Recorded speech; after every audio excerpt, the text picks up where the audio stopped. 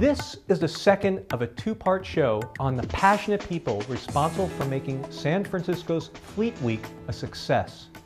Today's episode features some of the people who helped put on the heart-thumping air show, including the U.S. Navy's flight demonstration squadron, the Blue Angels. I grew up in Montreal and had no interest in flying. It was the early 70s. I was logging in British Columbia, going to work every day in a helicopter. And I thought, wow, I'd like to try that. Of course, a very expensive training, and the Canadian military said they would help me out. And next thing you know, 20 years had gone by and had a wonderful career. The Airshow Network produce air shows across North America for communities who want to have an air show and don't really have the expertise.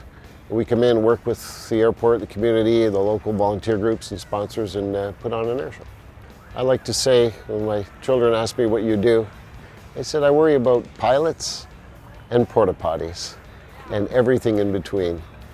And there are a lot of logistics. We do have an impact on the community, definitely, and not everybody wants to have an air show in their backyard. So there's a lot of community involvement. We try and mitigate it for people.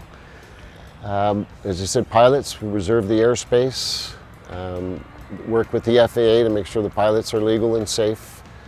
The aerobatic box they fly in has to be secure, away from people.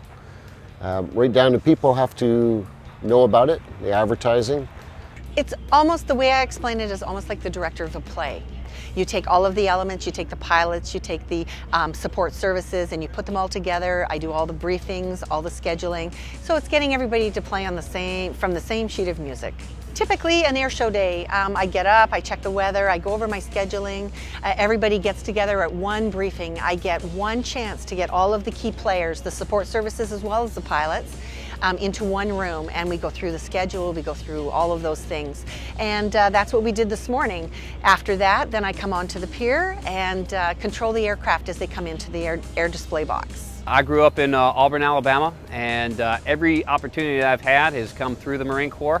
I didn't think aviation was an attainable goal or a dream, but through the Marine Corps there were several programs that were offered. While I was in college, there was an aviation incentive program which allowed me to go up and get 25 hours in a Cessna prior to going to flight school. So I actually did my first solo in a Cessna 172 out at Auburn University.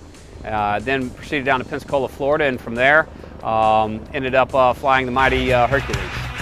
To the left, Major Burks is approaching to demonstrate the short field takeoff capability of the Lockheed Martin C-130 Hercules. Approaching center point, he'll raise the landing gear and execute a high-performance climb, placing the aircraft in a 45-degree nose-up attitude.